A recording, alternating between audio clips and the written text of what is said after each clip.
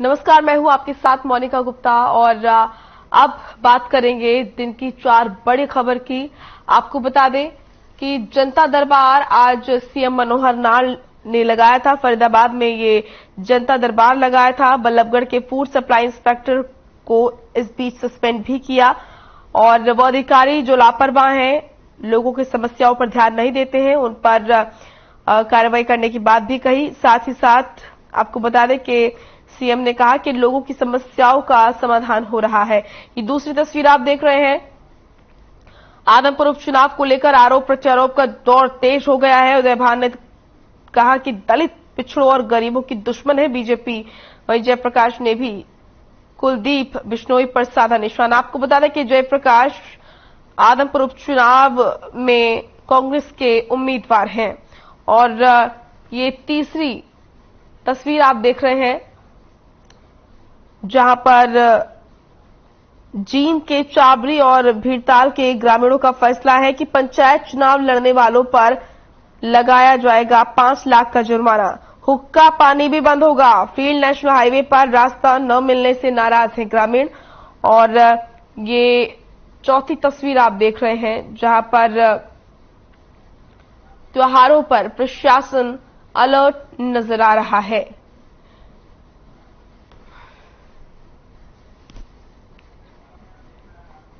चलिए पहली बड़ी खबर का रुख करेंगे। फरीदाबाद के सेक्टर 12 अहूडा कन्वेंशन सेंटर में सीएम मनोहर लाल ने जनता दरबार लगाया। इस दौरान सीएम के जनता दरबार में शिकायतकर्ता पहुंचे और मुख्यमंत्री ने लोगों की समस्याएं सुनी, जिसमें सीएम ने 300 शिकायतों पर सुनवाई की और कई समस्याओं का मौके पर ही निस्तारण किया। साथ ही मामले में दोषी पाए जाने वाले अधिकारियों पर कार्रवाई करने के निर्देश भी दिए।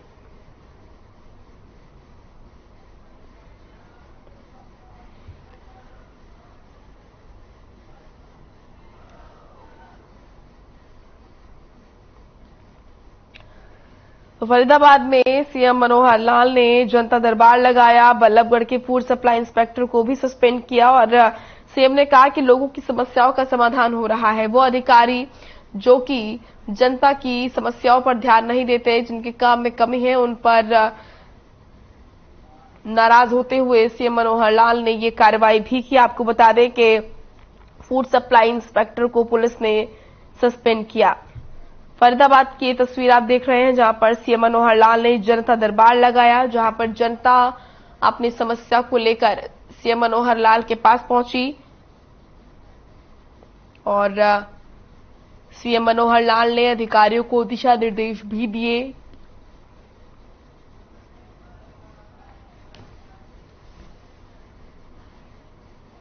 हमारे साथ फरीदाबाद से हमारे सहयोगी संजय गुप्ता जुड़ चुकी है लाइव। संजय, फरीदाबाद में सीएम मनोहर लाल ने जनता दरबार लगाया, इस बीच किस तरीके से लोग कौन कौन सी समस्याएं लेकर खासतौर पर सीएम मनोहर लाल के पास पहुंचे, और हमने ये भी देखा कि सीएम मनोहर लाल ने किस तरीके से अधिकारियों को दिशा निर्देश दिए और सस्पेंड भी किया एक अधिकारी को।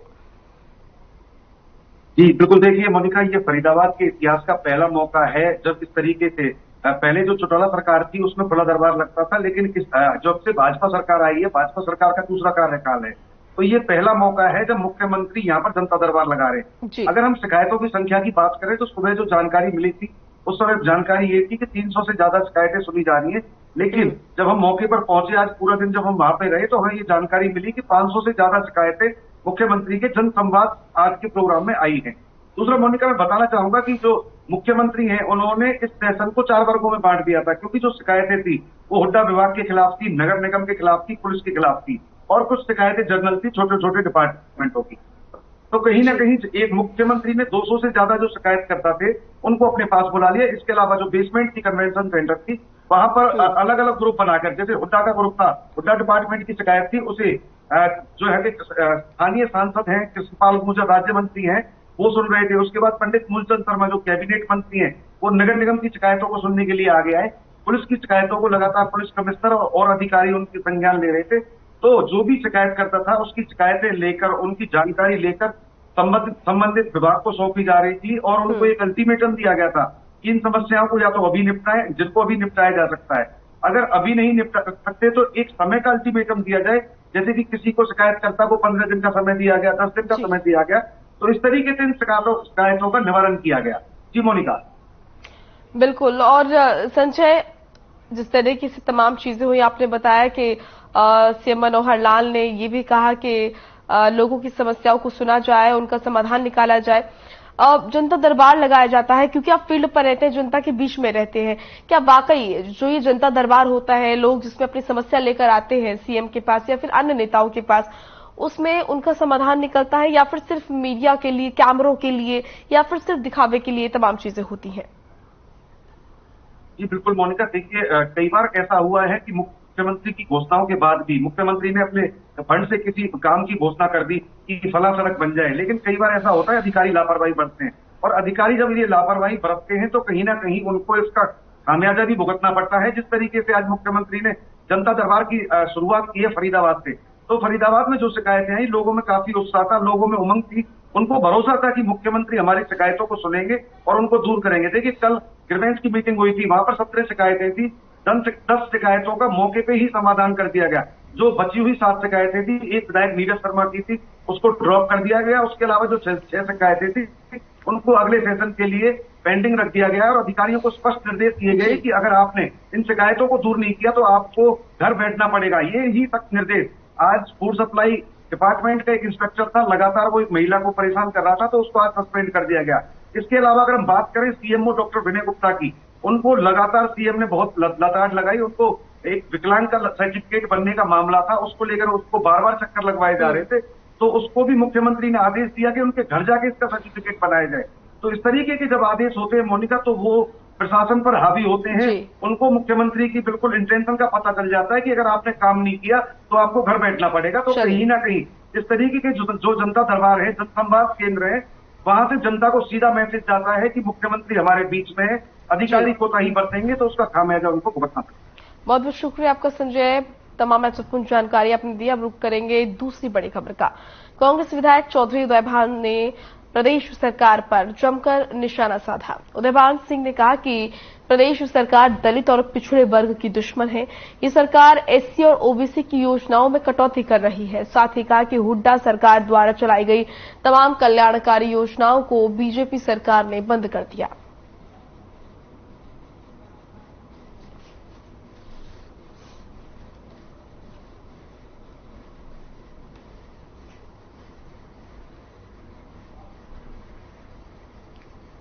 कांग्रेस पार्टी के प्रत्याशी जयप्रकाश ने आदमपुर उपचुनाव के प्रचार के दौरान कुलदीप बिश्नोई पर जमकर निशाना साधा। जहां जेपी ने कहा कि कुलदीप बिश्नोई को अपना मेंटल लेवल चेक करवाना चाहिए। इसके साथ ही उन्होंने आगे कहा कि कुलदीप बिश्नोई को वो राजनीतिज्ञ नहीं मानते। साथ ही कहा कि बिश्नोई और भव्य बिश्नोई कितनी भी जोर लगा ले, लेकिन जीत तो कांग्रेस पार्टी की ही होगी।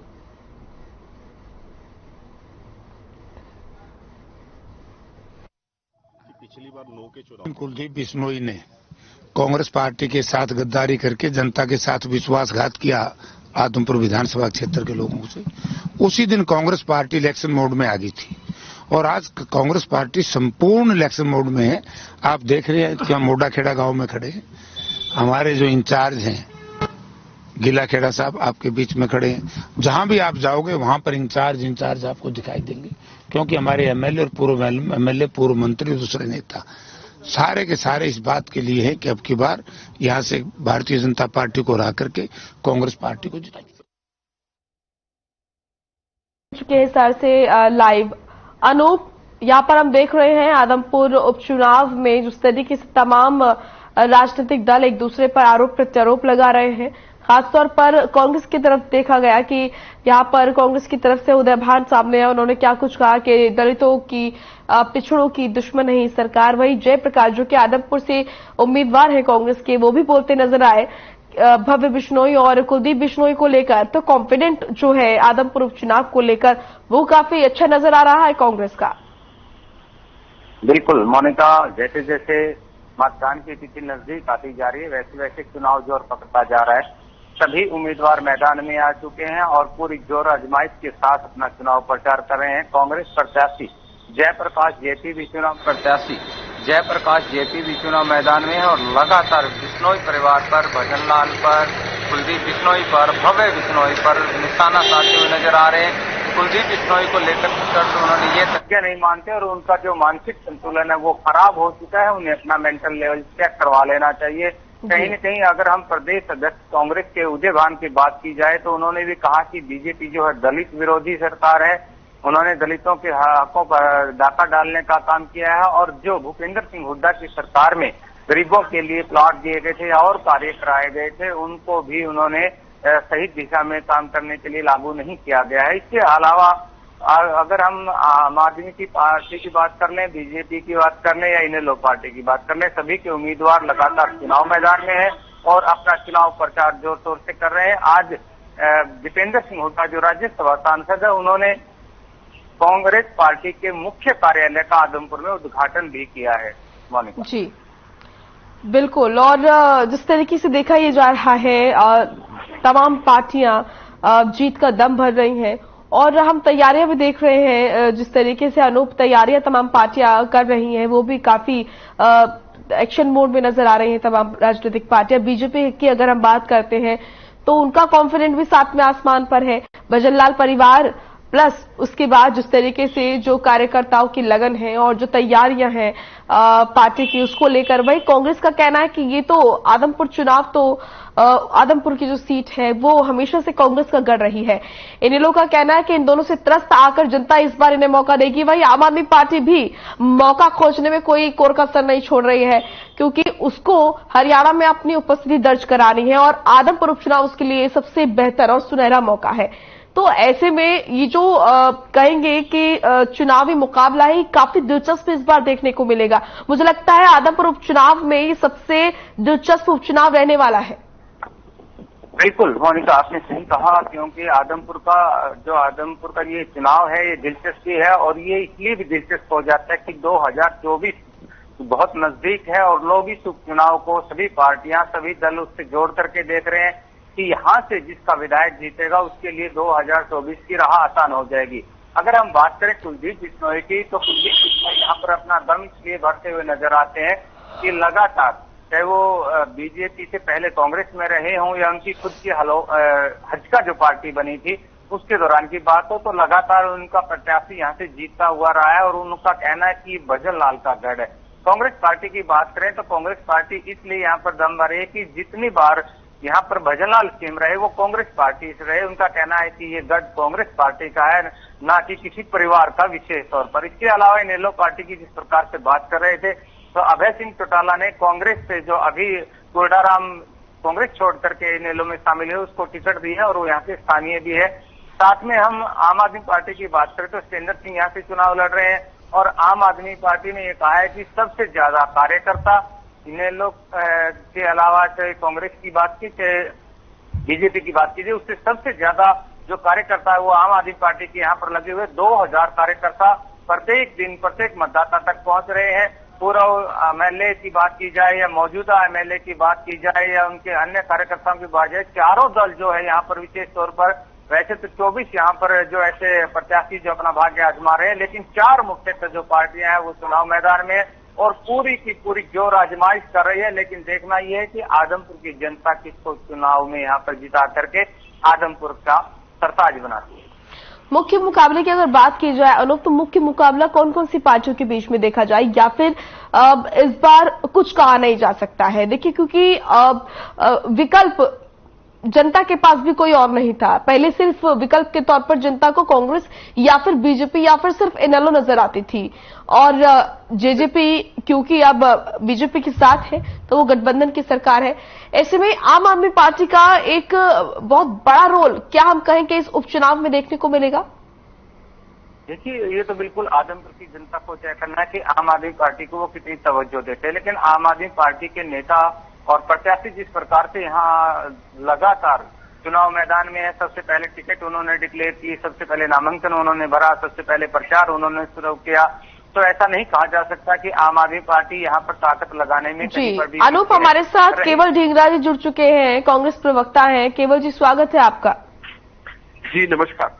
जी जिस तरीके से यहाँ पर उदय भान जी की बात करूं या फिर जयप्रकाश जी की बात करूं तो सरकार पर कई गंभीर आरोप लगाते हुए नजर आए और काफी कॉन्फिडेंट जो है वो कांग्रेस में नजर आ रहा है, तो वाकई कांग्रेस तैयार है उपचुनाव को लेकर? कांग्रेस अपनी बात रख रही है और जिस तरीके से भाजपा के लोग शरारतपूर्ण तरीके से वोट को अर्जित करने के लिए कई तरह की धांधलियां, कई तरह के षड्यंत्र कर रहे हैं, तो उसको उजागर करने के लिए सभी लोग रेडी हैं और सभी लोग इसका जवाब देंगे। और कांग्रेस जो है इस चुनाव में जीत करके आदमपुर से आएगी और उपचुनाव जीतकर तीसरा एक जो हरियाणा के अंदर भाजपा की सरकार के उलट तीसरा फैसला आएगा। सर, कौन से षड्यंत्र की बात आप कर रहे हैं, कौन सी धांधलियों की बात आप कर रहे हैं, जरा बताएं। देखिए, जितने उम्मीदवार आए हैं जो इलेक्शन के उसमें हैं, उनमें से ऑलमोस्ट उम्मीदवार सभी जो है वो कांग्रेस से गए। और दूसरा एक धरपकड़ उम्मीदवार है जो कुलदीप बिश्नोई, जो अपनी अंतरात्मा की आवाज से वोट देने की बात कर रहे थे, उनको किस तरीके से भाजपा की सरकार ने या उनको किस तरह से इनकम टैक्स का सिस्टम नोटिस दिए, किस तरह से वो किया, उनको जो टाइट करके इस तरह से जो काम कर रहे हैं वही उदय बानर्जी अपनी। ठीक है, बीजेपी से प्रोफेसर वीरेंद्र हमारे साथ जुड़े हैं, उनसे मैं जरा उत्तर ले लेती हूँ। प्रोफेसर वीरेंद्र, स्वागत है सर आपका। आपकी प्रतिक्रिया चाहूंगी। धांधली की बात कर रहे हैं केवल ढींगरा, उन्होंने कहा कि जिस तरीके से बीजेपी की जो धांधली और जो षड्यंत्र है उसको नाकाम करेगी कांग्रेस। देखिए, धांधली की बात वही करता है, दूसरे पर धांधली का आरोप वही लगाता है जो भीतर से कमजोर खुद को महसूस कर रहा होता है। जिनकी चुनाव के मैदान में पिंडलियां कांप रही होती हैं वही इस तरह की बात करते हैं। आपको ध्यान होगा कि कांग्रेस जहां हार रही होती है या हार गई होती है चुनाव, वहां कहते हैं कि ईवीएम में गड़बड़, ईवीएम खराब थी, ईवीएम का चरित्र हनन करने लगते हैं।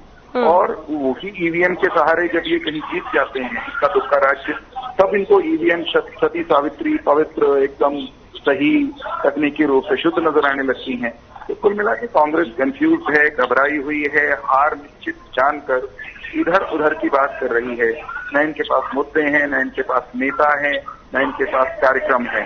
और हरियाणा की जनता, आदमपुर की जनता, वो भारतीय जनता पार्टी और जजपा के गठबंधन के साथ खड़ी हुई है। इस चुनाव में एक बार फिर से ये बात साबित हो जाएगी। केवल ढींगरा जी, कांग्रेस के पास न मुद्दे हैं, न नेता है, न संगठन। आप बताएं जो बीजेपी ने नेता उतारा है वो कहां से गया? कांग्रेस से। आम आदमी पार्टी ने जो नेता उतारा है वो कहां से गया? कांग्रेस से। जो INLD ने नेता उतारा है वो कहां से गया? कांग्रेस से। कौन क्या कह रहा है? देखिए सर, ये पार्टियों की कमी है, ये कांग्रेस के उन नेताओं की कमी है जो अपनी पार्टी छोड़कर दूसरी पार्टियों में जा रहे हैं। नहीं, आप समझे नहीं। हमारे कांग्रेस पार्टी के नेता सभी पार्टियों को अच्छे लग रहे हैं। देखिए आप, हमारे पास तो नेता भरमार है और नेता है हमारे पास, तभी तो हमारी पार्टी बहुत बड़ी है। अरे सर, ये कौन सी बात हुई कि आपके पास नेताओं की भरमार है और अगर आपकी पार्टी से नेता किसी और पार्टी में जाते हैं तो आपको कोई फर्क ही नहीं पड़ता? आप कह रहे हैं कि नहीं, ऐसी बात नहीं है। देखिए सुनिए, मैं बताता हूँ, इसका परिणाम मैं आपको बताता हूँ। इसका परिणाम ये, वीरेंद्र जी आपसे प्रतिक्रिया ले रही सर, एक सेकेंड। हाँ, इनको रोकिए तो मैं उत्तर दूंगा। सरकार है, इनको रोक लीजिए एक बार। जी सर, बस एक सेकेंड। ये रुकिए, रुक जाएं जरा। अगर ढींगरा जी रुक जाएं जरा। ठीक है, केवल ढींगरा जी। हाँ, केवल ढींगरा जी, एक बार वीरेंद्र जी की भी सुन लीजिए, फिर बोल लीजिएगा सर। देखिए बड़ौदा में धूल चटाने का काम किसने किया था? कांग्रेस ने किया था। इलाहाबाद में बीजेपी क्यों हारी थी? क्योंकि उपचुनाव 2 हुए अभी तक। मुझे जोड़ा क्यों सर? वीरेंद्र जी, सर एक सेकंड बस, फिर आप बोल लीजिएगा सर, अपना पक्ष रखिएगा, जनता दोनों को सुनना चाहते हैं सर। मैं आपके पास ही आ रही हूँ उसके बाद। देखिए, जिस तरीके से 2 उपचुनाव हुए और दोनों उपचुनाव में पहले बड़ौदा में बीजेपी हारी, फिर उसके बाद इलाहाबाद में हारी, अब ये तीसरी बार हारेगी। ठीक है, और मैं आपको ठीक है, अब वीरेंद्र जी की भी सुन लीजिए ना। ठीक है वीरेंद्र जी। कांग्रेस 14 में हारी, कांग्रेस 19 में आम चुनाव हारी। हरियाणा के मतदाता ने कांग्रेस को नकार दिया। जनता द्वारा, इनके अपने कार्यकर्ताओं द्वारा नकारे जाने के बाद कांग्रेस के जो नेता हैं वो भी इसके डूबते जहाज को छोड़ करके वो अन्य दलों में लगातार जा रहे हैं। भारतीय जनता पार्टी में भी उनमें से कई लोग आए हैं। भारतीय जनता पार्टी की विचारधारा को स्वीकार करते हुए असल बात यह है कि कांग्रेस ने अपनी जमीन गंवाई है और जो इनके नेता हैं वो भी जो इनके ठीक ठाक लोग थे वो निकल करके अन्य दलों में जा रहे हैं। तो ऐसी नकारी, हारी, थकी, मांदी, टूटी फूटी पार्टी वो आदमपुर बिल्कुल नहीं जीतने वाली। आप लिख के रख लीजिए, जिस दिन चुनाव परिणाम आएंगे मैं आपके साथ इसी पैनल पर ढींगरा जी से सवाल पूछूंगा कि क्या हुआ सर, ये तो इनके सपने का। जी सर, ये तो वक्त ही बताएगा। शुक्रिया आपका वीरेंद्र जी और केवल ढींगरा जी, आपका बहुत बहुत शुक्रिया। चलिए अब करेंगे चौथी बड़ी खबर का। जींद में ग्रामीण ग्रीनफील्ड नेशनल हाईवे में रास्ते को लेकर लंबे समय से परेशान है। ग्रामीणों का कहना है कि इसकी वजह से करीब 25 गांव के लोगों को दिक्कतों का सामना करना पड़ रहा है। जींद के चाबरी और बिरताना गांव के ग्रामीणों ने पंचायत चुनावों का बहिष्कार करने का फैसला किया है। ग्रामीणों ने कहा कि अगर किसी भी व्यक्ति ने चुनाव लड़ा तो उस पर 5 लाख रुपए का जुर्माना लगाया जाएगा। साथ ही 5 पीढ़ियों तक हुक्का पानी भी बंद कर दिया जाएगा। इस पर चढ़ने उतरने की मांग है हमारी। इस पर लगभग 20-25 गांव कट हो गए ये नेशनल हाईवे 352 निकलने से, तो उस पर हमारी चढ़ने और उतरने की मांग है। चाबरी टू बिरताना वाली लगभग 350 मीटर का टुकड़ा है जिस पर हमें चढ़ने और उतरने का रास्ता दिया है, लेकिन सरकार और प्रशासन की तरफ से अभी तक हमारे धरने की कोई सूद नहीं ली गई है। लगभग 1 महीने से ऊपर का समय हो चुका है। मामला तो यू है भी नद ऊपर हो गए बैठा ने है और इतना बुरा हालात हो रहा ने। सरकार ने आप पे सोचना चाहिए रे, 1 महीने तो ये बैठा रखे अपनी जीरी काटे, काम करे, पशुओं का काम भी है और भी काम है। क्या समस्या नहीं है यहाँ? समस्या तो रास्ते की है, जो इसके नीचे पानी है जमीन में, अरे अंडरपास कामयाब नहीं है और ऊपर को रास्ता नहीं देना चाहिए। सरकार ने तो खुद संभाल करनी चाहिए। बेटा बात यह है जो 352 152 डी है यू, इस पर रास्ता चाहिए। हमने चाबरी बिरताना रास्ता क्लोज कर दिया, ये अंडरपास देना चाहो। अंडरपास पहले ललित खेड़ा वाला हमने बड़ी तकलीफ दे रहा, हम निकल नहीं सकते। 50 गाड़ी तो सीज हो ली है अंडरपास के अंदर। यही हाल यहाँ होगा, हम दोनों भाई आपस में गाँव मिल भी। चलिए रुक करेंगे आखिरी बड़ी खबर का। खबर चरखी दादरी से है जहां जिला प्रशासन एक्शन मोड में नजर आ रहा है। दरअसल पुलिस ने हीरा चौक पर एक मकान पर छापा मारा है जिसके दौरान मकान में से लाखों के अवैध पटाखे बरामद हुए हैं। आपको बता दें कि सुप्रीम कोर्ट ने पटाखों पर बैन लगा दिया है, जिसके चलते पुलिस ने जगह जगह छापा मारना शुरू कर दिया है। पुलिस ने मकान मालिक के खिलाफ मामला दर्ज कर लिया है और आगे की कार्रवाई की जा रही है।